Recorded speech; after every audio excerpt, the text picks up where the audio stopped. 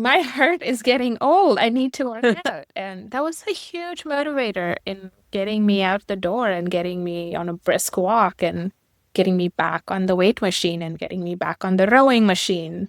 September of last Uh-huh. year, my cardiovascular age was 6.5 years. And then it climbed up to 5.5. Then it climbed up to 4.5. So my heart was like catching up with my body, not being as young as it was like a month ago.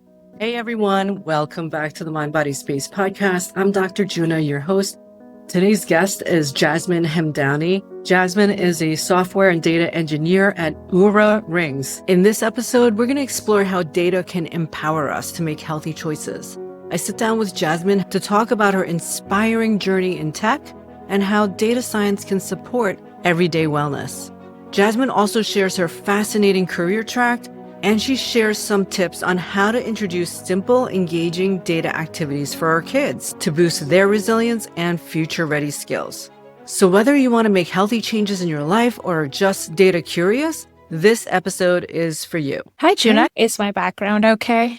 It's awesome. You look great. And Thanks. we're both in black, which I know. means I love black. I stopped wearing colors because I think colors are so difficult. I tried to buy colors for a long time, and then I met this woman in medical school. She was in residency with me, and she just said, my closet is just all black. Oh, She never wow. had to decide what to wear. That's so true. Like, I love black, but I also did some work with color theory just to learn Oh, what my colors are. uh-huh. And so, like, the course really helped me figure out what colors I should be wearing that will make my skin look glowing and pop. My features help my features pop. Today I wore black just to kind of match you a little bit, and a Nice. I turtleneck love never it. disappoints. Well, you see the pop of color behind me, the little Me pink too. thing? Yeah, Yeah. yeah. But see the pop of color is outside of me. And I then love and that. then everything else is just like black. And if I need color, I'll just throw on a scarf. Although Yeah. I have problems with scarves too, but that's a whole nother story. I want to hear about this color theory real quick because I read about that people were doing this. That what was it, an online course? Yeah, it was an online course. It came with a brief consultation with a woman who really knows colors, and she had me send her pictures of myself in various light conditions, like bathroom light, evening light, and daytime light. And she had done a lot of photoshopping with my pictures to show me how different colors look on my skin.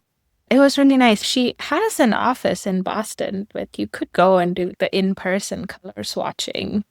What? I just heard about this at an entrepreneurial conference at MIT where they were talking about this startup where they do color matching.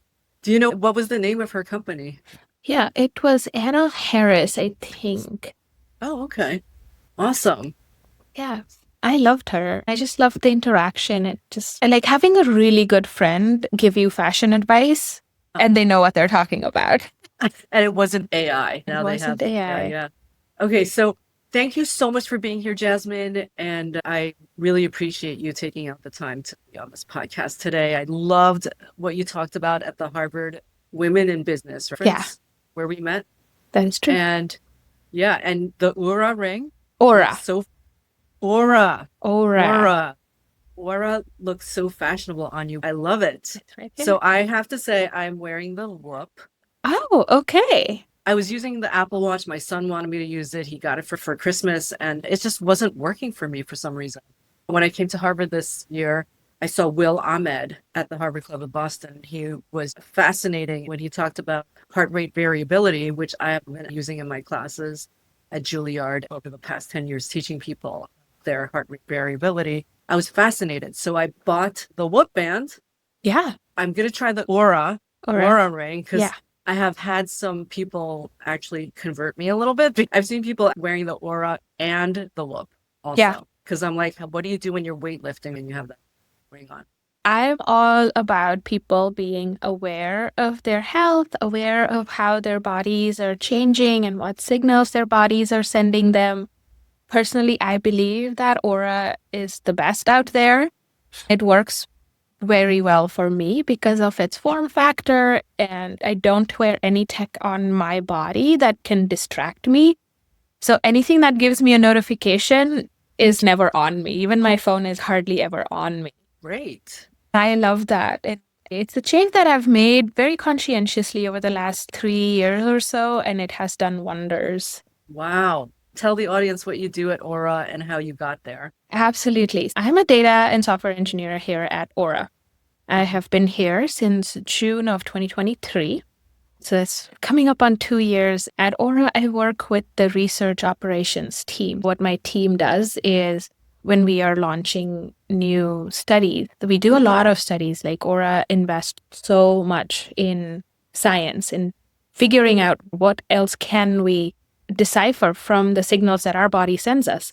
And my team is at the forefront of these studies. We are contracting with universities, developing protocols, getting the participants, ensuring we have a proper spread of candidates across demographics and body types. As a data engineer, I built the electronic infrastructure that transports this data from candidates from university campuses to the Aura system. And part of my job is to make sure it happens effectively, efficiently, and also safely. That we are protecting privacy-wise. So protecting people's identity, ensuring that we are only taking the data that folks have given consent for, ensuring that the governance is proper, all while building these cool algorithms that we develop from the data that we collect. Amazing. Tell us about one of the algorithms that you can talk about. We'll talk about cardiovascular age. Do you know how old your heart is? Yeah, and that number might not be the same, right? Your chronological age may or may not match your heart's biological age. And that's a very important metric to track is heart health. Like heart diseases are, I think, the second or the third most chronic condition that Americans face. So anyway, and so women, specifically, people don't know about women's heart health. Yeah. Oh my gosh. Women's health is it's a huge topic in itself that we can talk about all day. But zeroing in on the cardiovascular age algorithm that I was talking about. So this is an algorithm that has been sort of under development for like 5 or 6 years. I'm talking about cardiovascular age, CVA. Okay. Yeah. Are you using HRV to analyze that? Heart rate variability, or are you using something different? HRV is part of what goes into your cardiovascular age. Resting heart rate goes into cardiovascular age. Breathing rate goes into cardiovascular age. So cardiovascular age is the holistic number that is made up of all the different smaller metrics. All of that gives you this beautiful number that's called CVA. It tells you whether your heart is older than your body, like whether your heart is performing at the same capacity that it should be at your biological age. Yeah, so compared to people your same age, how well are you doing above or below? And your biological age can differ. Yeah. Actual age, wear and tear. Specifically for your heart. Yes. So cardiovascular age is your heart. Yes. Right? When we talk about something called biological age, you're talking about like a bigger picture, even bigger than CVA.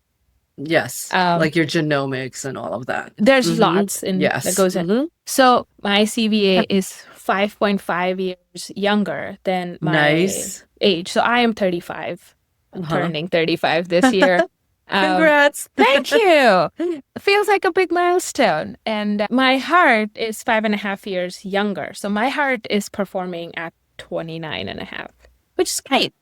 Awesome. It makes me so happy. And this is all like on the app. HRV is such an old technology, but it's really, I have used the M-Wave with my students to train the HRV, which is the heart rate variability, or your heart being able to react to different conditions. It really means that your heart is changing its rhythm with your breath, with your activity, with sleep, all of that. And it measures that. That's a pretty good indicator of your cardiovascular health. I love that Aura has that. So yeah, I'm definitely going to be buying one of those Aura rings, but I'm just worried if I lose weight, because I'm trying to lose some menopausal weight or something.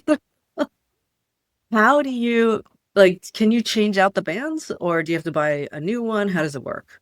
So you have 5 fingers on your hands, right? I hope. So you have like 5 different sizes. Uh-huh. So I'm currently wearing my Aura ring on my index finger, which is like the recommended finger. Oh, But you can okay. swap it to ring finger or pinky finger. So as your weight changes, you can move them around.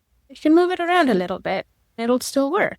Oh my gosh. I didn't even think about that because I've been thinking about my engagement ring. So tell us about your journey. When did you find out that you were 5.5 years younger than your biological age? And did Yeah. it change? So yes, it's a metric that changes slowly. It's not a metric that changes every day, Mm-hmm. right? Your CVA changes slowly. I did have a bout of like sickness and not being very active, and my HRV went from being 5.5 to 4. And that was a really big motivator in getting me moving. I had overcome sickness, and then I was still feeling very lazy, and my body was ready for the next, like getting back into working out. Huh? I was not feeling motivated enough. And then my CVA updated to 5 years. And I was like, maybe I should try. And then my CVA updated again to 4 years. And I was like, oh, my heart is getting old. I need to work out. And that was a huge motivator in getting me out the door and getting me on a brisk walk and getting me back on the weight machine and getting me back on the rowing machine. How long of a period did you lose that year and a half off your heart? Let me grab my phone real quick and I'll give you Sure, of actual data. course. Yes, I love data. So get some real data. So I have to say that I like that the cardiovascular age is over time, because sometimes when you get real data, you can really get obsessed with checking. Because just for fun, I had a continuous glucose monitor on, and I was constantly checking my levels and Oh, driving everybody crazy. yeah.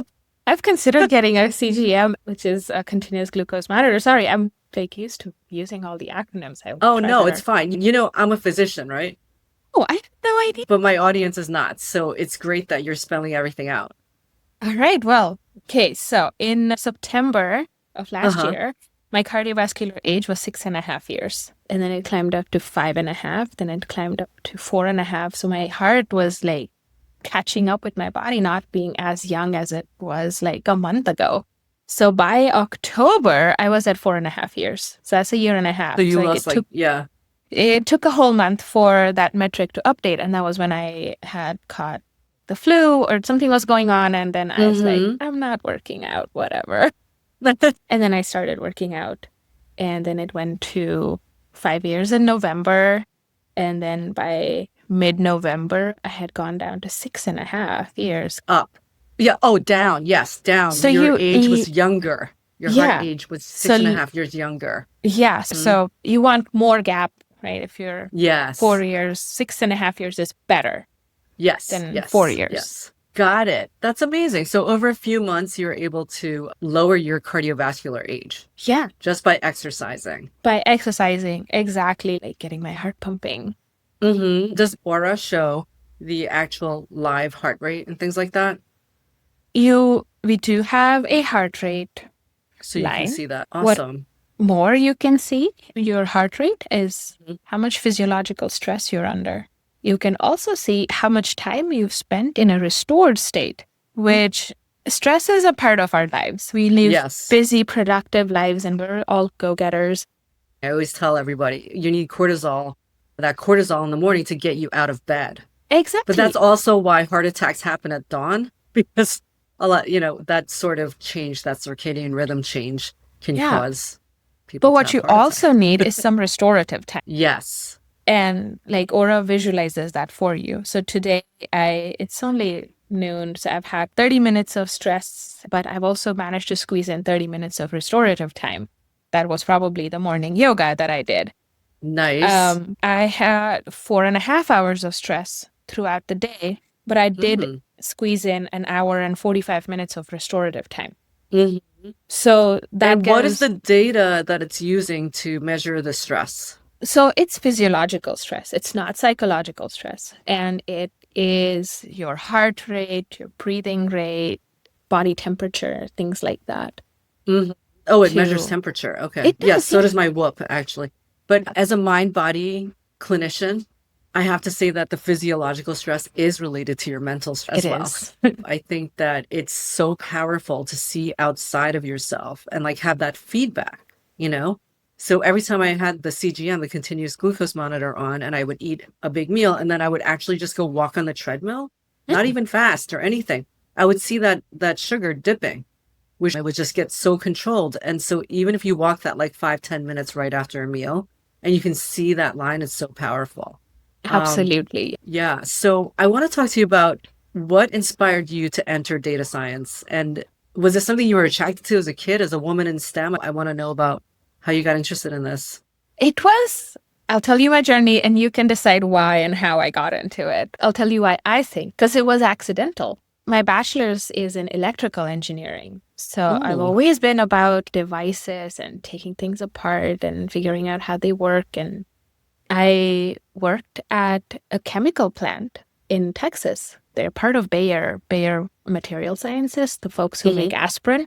Yes. So I worked there for a couple of years and it was such an awesome opportunity. I got to work with hardware. I got to work with software. I got to work with the design of the user interface that the chemical plant was using. And that just kind of opened my mind to be like, oh, I have a degree in electrical engineering.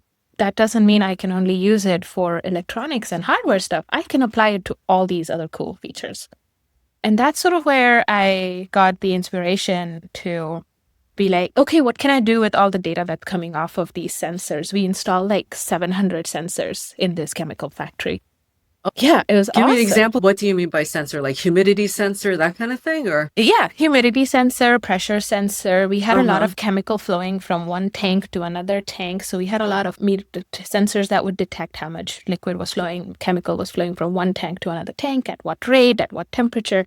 so you had tons of data coming in. So much data coming in. And you had to kind of decipher that, make sense of it. Make sense of it, show it to the technicians in a way that it would make their jobs easier in troubleshooting issues and monitoring that the chemical processes were happening as expected. Wait, but you're an electrical engineer. So how did you get hired into this job? Right. So this job was called a process control engineer. Process control engineering is part of electrical engineering, directly ties into that. And this job was automating an entire process. So the process was completely manual when we got there, me and my team, as part of a 3-person team. And by the end, after several years, it was a fully automated process. So I got to work on all sorts of things. Hardware, so you said it was an accident, like sort of parallel. Yeah, I started to teach myself. I started by learning Python. I started by learning data engineering practices. Took a few courses, and I was just so curious about. So where did you learn about Python? Was it CS50 or something? It was just an online course, to be honest. And this is what I'm talking about. I love that. So you self-taught Python online. Did you use Coursera or edX or one of those platforms, or just? Oh gosh, I don't even remember anymore. Okay. But it was not Coursera. It was the other one that was big during that time. This is like 2016, edX. Right? That's edX. That did Harvard, MIT. It was probably that one. I've taken so many courses in my I'm with you. That's why I came back to school for my master's degree in education. But I spent the whole semester now at MIT, which you can cross-register. So I've been learning everything about AI. And I just thought it was a great time to learn about AI. But I love your story in the sense that you just followed your curiosity. I did. Right? You just get curious. Anybody can learn anything online. Absolutely. I'm finding out here. Yes. You actually don't have to come back to school. Hey, I love being a student at school specifically. I absolutely love it too. My life just hasn't gone that way yet. I haven't ruled it out. I love folks who go back to school after a break, and I feel like that positions them in a really awesome space to learn meaningful things. It definitely recharged my brain. How did you end up at Aura? So after my job at Bayer, I worked in healthcare data analytics for humans. Then I worked on DNA analytics for dogs, different companies. And I always kind of just like gravitated more and more towards like using data to make lives better. It was for humans. Then I was like, take a break, go make dogs' lives better. And that just happened to be like somebody from Aura reached out. They're like, hey, we loved your profile on LinkedIn. Do you want to come talk to us? I had seen them pop up online and I had seen them like pop up in my ads. I was like curious. And I got to know the team and the work they were doing. And I was just sold. I was like, yes, I want to be part of this. I love it. And I love making lives better with data. That sounds like a tagline. I just thought of that. So maybe I'll make that my tagline now. Well, for all those listening who wonder what they're going to do with their lives, a lot of students and, parents of students listen to this. So how did Aura reach out to you? What was on your LinkedIn profile? And also, how did you get that first initial job outside of your electrical engineering after the chemical factory? Okay, so two-part questions. I'll answer the first one first. Okay. So getting out of the electrical engineering space and making that move into the data analytics space was the challenging bit, right? Mm-hmm. I had the same resume, but I sort of talked more about the projects that I was passionate about. And a lot of the data projects made it onto that list. I talked a lot about my skills, my Python skills and my data engineering skills and how I had learned all these cool things. I also did quite a few of personal projects on GitHub, which were not part of my job, to demonstrate that I'm more than a process engineer. Wow. And so that you had was links really to your helpful. GitHub repo. So Yeah. you had links to whatever you coded on. I think Okay. it's called a portfolio. A well-rounded portfolio is what I was trying to make. Yeah, and I was also not afraid to move away from home. This was in Texas. My first data analytics job was in Boston. So I chased where I saw my opportunity. I went there. And the first two jobs with the human and the dogs, did you find those jobs or did they find you? The first one I found because I was transitioning away from process engineering. Mm-hmm. And then COVID happened. I didn't want to work. I wanted to spend time with my mom and dad during COVID. I was dating my then boyfriend, now husband, long distance. So I wanted to go live closer to him. So I quit my job. I moved to Louisiana for a few months to be with my parents. Then I moved to San Diego to live with my boyfriend for a few months. We ended up getting married and Congrats. traveled the world for a year and a half. And Wow. then I was finally ready to come back to work. I was like, yes, I feel recharged. I feel like I'm ready to make a difference. I'm ready to get curious again. And I started looking at what else was happening out there. Dog Eat DNA Embark was new on the field. They were doing some groundbreaking work. The two co-founders had traveled the world sampling dogs for their DNA all over the world. And they were building this amazing database of dog genetic information that had never been built before. And that was just so fascinating. I was working with the recruiter at that time because I had taken a long break and I wanted to make sure that I had a smooth process coming back into work. I told him that, hey, I'm really interested in these people. They're doing some really awesome work. He was able to get me connected to the right folks and we talked and they were very appreciative of the fact that I had taken a break to recharge and was enthusiastic to come back. I mean, most people would be afraid to take a break, I think. And I agree with love that. that you just kind of said, I'm going to do what's important to me. And I guess obviously you had means to do that. I did. Did you create a narrative that was strong around why you took that time off? Or No. were you concerned about it? I your wasn't concerned confidence. about it. I told them what I told you. I didn't want, the world seemed like it was ending around me. I didn't want to lose out on time with my parents. I didn't want to lose out on time with my boyfriend, now husband, who I love so much. I was like, this is important to me and I'm going to go do this important thing. I won't say that Embark was the only interview I did. I did a lot of other interviews where some people were not appreciative of the fact that I took such a long break.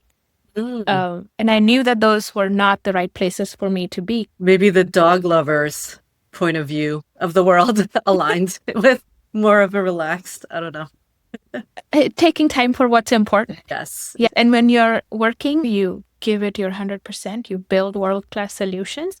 But when it's time for family, when it's time for recharging yourself, guess what? You give that 100% too. This is why I asked you to come on my podcast, because you were talking about this stuff at Harvard also, and it just resonated so much with me. I mean, there are times in our lives where juggling is not actually a truthful thing. You can't juggle everything at once. So it's like you're going to go off balance to one thing or the other. Like I've focused on my children for a very long time, and career, but there's no real balance. What I'm trying to say. It kind of does seesaw up and down, depending on what time of life you're in. Absolutely. So congratulations on all the success you've had. Thank you. And more success to come, I'm sure. So when we're talking to kids about data, I talk to a lot of kids who are interested in STEM, and I think data matters now more than ever. Do you agree with that? Oh, yeah, absolutely. I've built my career on data. I think it's only going to become more important as our capacity to collect and interpret data increases. Mm-hmm. So it's both, right? You can collect a lot of data, but the next question is, now what? Or so what? But let's get even granular than that. For people who don't even think about data in their day-to-day lives, what would you tell them about why it's so important for our day-to-day lives, actually? You might not be consciously thinking about data, but everything you absorb, whether it's from your eyes or from your nose, or you eat something, or you touch something, or you absorb an idea, all of that is data, right? I am seeing a car pass by. That's data. If I sit here and look at how many cars pass by my window, at the end of the day, I know how busy of a street I live on. Mm-hmm. Like, you might not think of those observations as data. And it's so important because we make decisions based on data, right? Exactly. If you're going to buy a house, you are collecting data points. If you're buying a candy, let's say for a child, you are probably like, how do you decide what's your favorite candy? You assess different aspects of it. You assess whether you like the taste. You assess whether you like the texture. Is it attractive packaging? All of those things are data points. Yeah, when I was buying our house, we gathered so much data. I even gathered data on pollution and the radius around a highway that you should be so that you don't have that toxic pollution. And I would sit outside of the house at night, even with my husband, and we would be like, what is the nighttime like in this neighborhood? Yeah. All that was data. But now you can get that data probably just from AI, like ChatGPT. You probably don't have to sit outside of the house, maybe. Probably not. Although I do believe in sense data is very important, like our emotional gut. But yeah, tell me more about that, like how you use data from Aura to go inwards, and why is that so important for our well-being and our, ability to thrive in our lives? So your body, for a long time, we've looked at a body and you go to the doctor when something's wrong. And by that time, a lot has happened and you have ended up in a state of unease or dis-ease. Looking at the signals that your body is sending you, that's more than hunger or thirst, the ones that we feel very loudly. Your body's constantly giving you all these signals. And by collecting them and by interpreting them in a scientific, correct way, you now have actionable insights. Mm. I am a night owl, personally. And having that validation come from my Aura Ring, which has looked at my sleep patterns, it has looked at my activity patterns. When is my mind in its most creative? Like, when is my mind in its most active? That has given me the reasoning and like some motivation to stand up for myself, be like, no, I am more active at night. I will be taking an hour to do my creative projects. I will not be forcing myself to wake up at 5 a.m. because my body type is not that. Interesting. And you hear in the media, morning owls are the best. And as a society, we've like developed to think that. Yeah. Teenagers need so much more sleep than we give them the time for. And especially in the mornings, they start to shift their circadian rhythm. But I'm also a night owl too, but I'm a different night owl because at night I like to watch TV or something, and it's terrible. And like my creativeness is like very early in the morning, usually when I have more energy. It would be And so fun to put the ring on you and I'm gonna observe do you it. for a few months and just Okay. see what your chronotype is. Uh-huh. Yeah. So it gives you an actual chronotype, the app. Yeah. Amazing. So it'll probably tell me that I'm very confusing. I don't And think I so. always say because I was born in Seoul, Korea, South Korea, and I moved to America, so I always say that's my problem. You're It was jet so mixed lagged. up. Yeah. I'll tell you this, you'll get some very actionable insights from your ring. I made a lot of other changes based on the data that Aura has given me. Mm-hmm. Well, you So said exercise, right? exercise is a big one. I Uh-huh. know my deep sleep happens more in the early part of my sleep, so I make a point to wear a sleep mask and prioritize like when I get into bed. Mm-hmm. The first half of my sleep is very important for me. So I've Mm-hmm. made conditions right to like optimize that time. So all this data, I mean, I love it because it's about self-awareness, right? Yes. Because I always talk about how our brain is encased in our cranium and our skull, and the brain is actually not looking at itself. So that's why self-awareness is so hard. And I think things like Aura and Whoop, all of these things give us some insight into ourselves. Where if we look at our friends, we can say right away, or our kids, for example, I'll be like, no, to my daughter, like, you have to go to sleep early. You need sleep. You've been like this since you were a baby. So you have all that awareness of other people because you can observe them, but you can't really observe yourself as much. Yeah. You hit the nail on the head with that. It's a companion that observes you and gives you information in a very gentle, unbiased way. Mhm. It's something you can trust, and it doesn't come with judgment.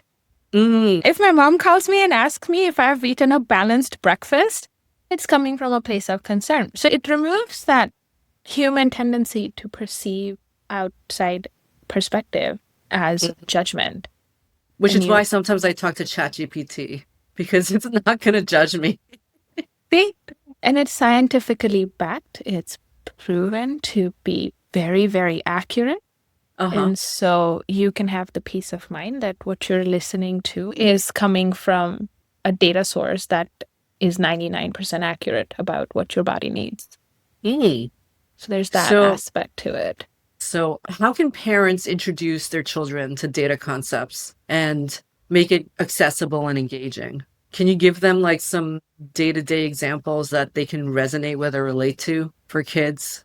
I would say make data a daily part of like conversation, Okay. but not in like an overbearing way. I Okay. was curious about all these things that were happening around me.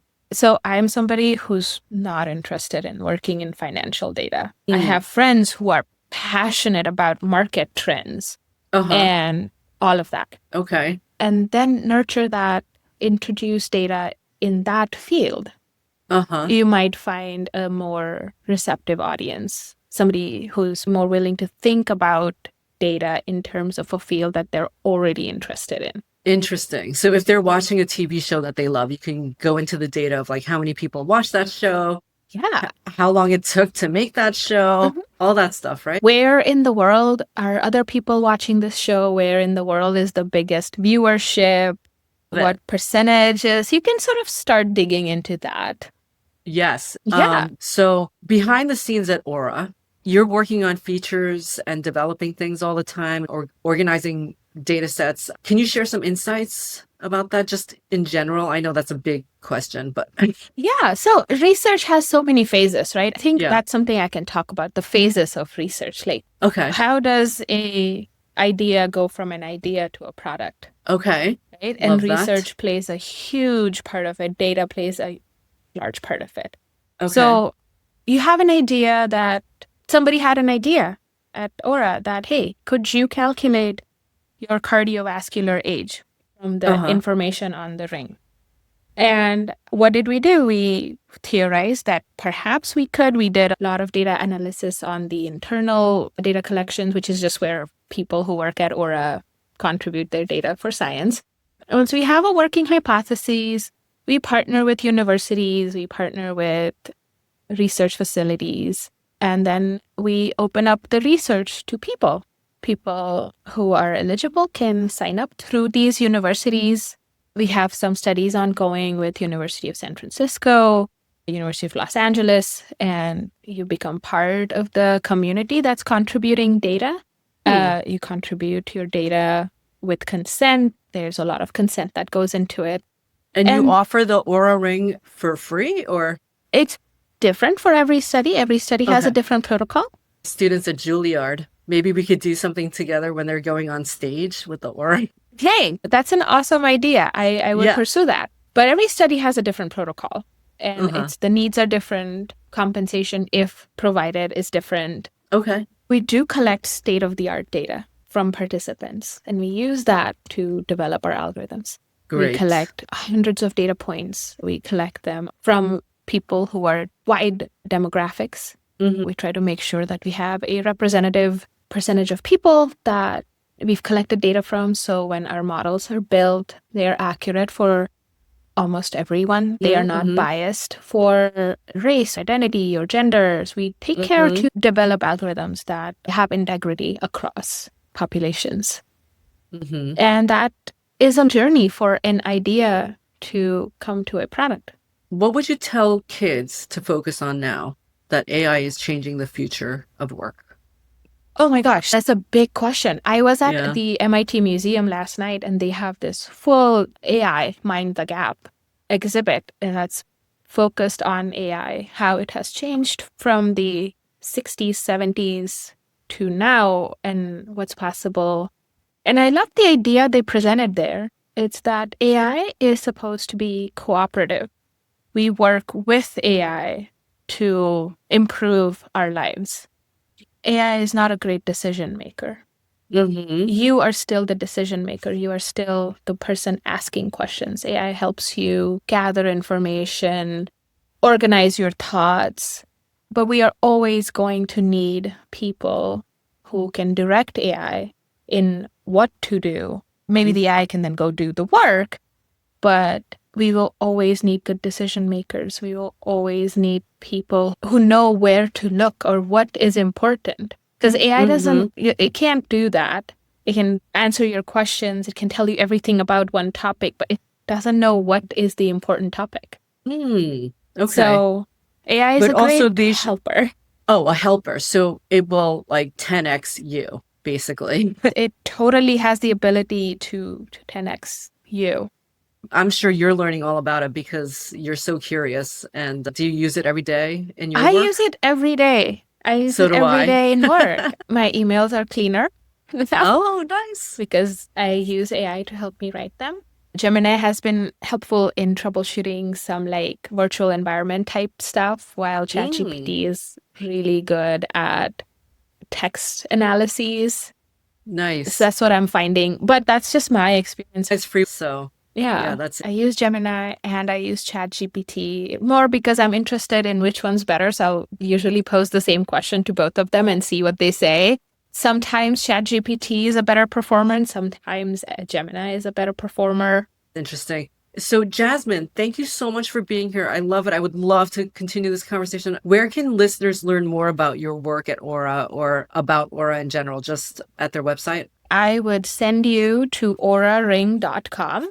We have sections where you can learn about the ring itself. We have sections where you can read our health blog.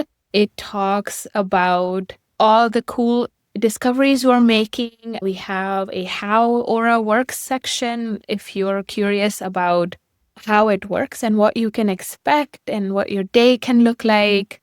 And you can look at what careers we have open. Amazing. I have some grad students that have interned for me who might be very interested in applying to Aura. Absolutely. Go to our website, and I really recommend going to our blogs that are under the Why Aura section. They're very informative. The person who writes the blogs for us, her name is Locke, and she is a gem of a person. I just love reading her writing. So I would recommend people to go to the Aura blog and learn more about Aura. Great. And how old do you have to be to use it? Like, what's the minimum age? I don't know. I would love to know. You can I reach don't know back if out there to me. is a minimum age. Yeah, let me know. Yeah, I think if you're interested in learning about your sleep, Tweens even maybe. I know people who are using Oura rings for their children. Tweens, Wow. early teens, Okay. Awesome. teenagers. I don't know if there's a minimum ring age. I will find out and I will email you. So go to mindbodyspace.com to the podcast page and sign up. And I always follow up with them if they have any questions about the podcast. And would you be willing to answer them if Oh, yeah, I get some questions? absolutely. And where are you based? I'm based in Boston. Oh, we have to have lunch Okay. before I graduate and move back to New York. I'll be back here That's nice. often, but I'd love to take you out for lunch. I would love to meet with you for lunch. Let me know Yay. whenever. Jasmine, thank you so much for being here. I loved being here. Thank you so much for having me. I hope you enjoyed that as much as I did. Head on over to mindbodyspace.com/podcast to sign up for our email list to get the latest tips and to send us your questions. While you're there, check out our courses and products on time, brain, and stress for kids and parents. Thanks for joining us.